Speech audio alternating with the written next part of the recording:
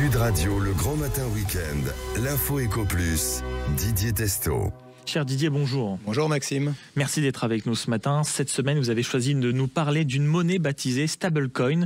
Mais est-ce que vous pouvez nous dire de quoi il s'agit? Parce que je ne suis pas sûr que tout le monde comprenne ou même ait déjà entendu le mot. Oui, alors d'un actif numérique qui va faire parler de lui, puisque au cours des derniers jours, avec la crise politique française, on a presque, qui n'est pas terminée, sous la menace d'une crise financière, on oublierait presque la stratégie financière menée par Donald Trump depuis son arrivée à la tête des États-Unis. J'avais eu l'occasion ici d'évoquer notamment le sujet de la Banque centrale américaine, dont il a décidé de mettre en cause son indépendance. Tous ceux qui nous écoutent, notamment les chefs d'entreprise, derrière ces attaques contre la Fed, il y a aussi une stratégie, faire baisser les taux d'intérêt, car la dette américaine, c'est stratosphérique par rapport à la dette française, et Donald Trump et sa famille sont également lourdement endettés. Alors un rappel avant de rentrer dans les détails, les monnaies sont viables si on a confiance dans les banques centrales. Ce sont la Banque centrale européenne, la Fed, la BOJ au Japon pour les plus importantes qui sont à la manœuvre.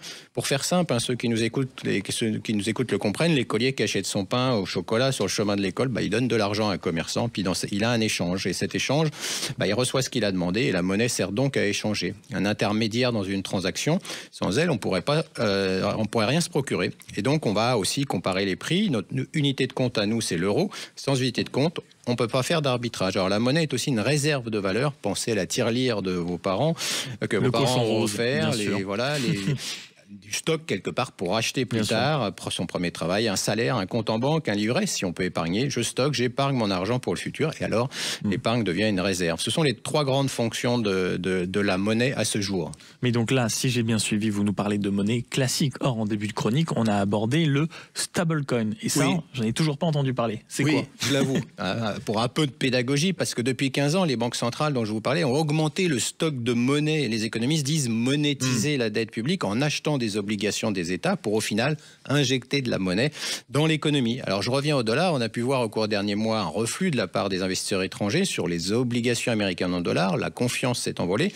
On va encore parler technique. Si je suis une entreprise française, titulaire notamment d'un compte en dollars, dans ce cas, les dollars qui sont sur mon compte font l'objet d'échanges, de swap entre les banques centrales. En gros, ces dollars, ce sont des euros échangés par la Banque centrale européenne contre des dollars auprès de la Réserve fédérale américaine. Sans ces échanges, rien ne tient dans ce système international. Et là, j'arrive au stablecoin, enfin, me direz-vous, eux sont émis par des entreprises privées américaines. Lorsque les entreprises achètent des obligations américaines à court terme, ainsi, l'État américain va pouvoir augmenter sa dette en échange donc de ces stablecoins. Mais ce que disent certains économistes à ce sujet, c'est que les Américains ont besoin d'un dollar faible pour qu'il reste une monnaie transactionnelle qui donne de la liquidité au reste du monde. C'est notamment une monnaie puissante. Coleman, l'économiste, qui le dit. Alors avec un risque majeur que les États-Unis imposent la détention de ces stablecoins qui diminue du coup les échanges entre les banques centrales, ce qui serait un moyen pour les États-Unis d'imposer le financement de leur État par l'étranger.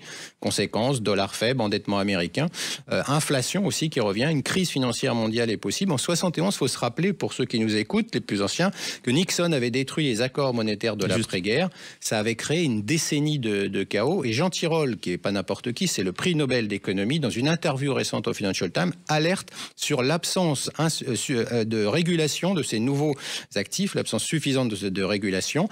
L'administration Trump, on le sait, largement investie dans ces stablecoins. Cette création d'une monnaie parallèle, privée, est inquiétante lorsque la bulle aura éclaté. C'est un risque que nous devons comprendre. La finance, vous savez, aime bien habiller les anciens risques d'un nouveau langage que nous devons comprendre. Et faire croire que tout est neuf, c'est ça. Les stablecoins ne sont autres qu'une autre forme de dépôt non réglementé. La baisse de la régulation, il faut se rappeler, c'est ce qui a créé la crise mondiale de 2008 avec les subprimes. Mais surtout que si on reste toujours aux États-Unis, il y a en permanence la menace économique et surtout les plateformes de la tech qui font en permanence allégeance à Donald Trump. Oui, alors c'est sans doute une vidéo historique et édifiante. On pourrait mettre la chanson d'Eddie Mitchell en régie, Lynchbot Blues.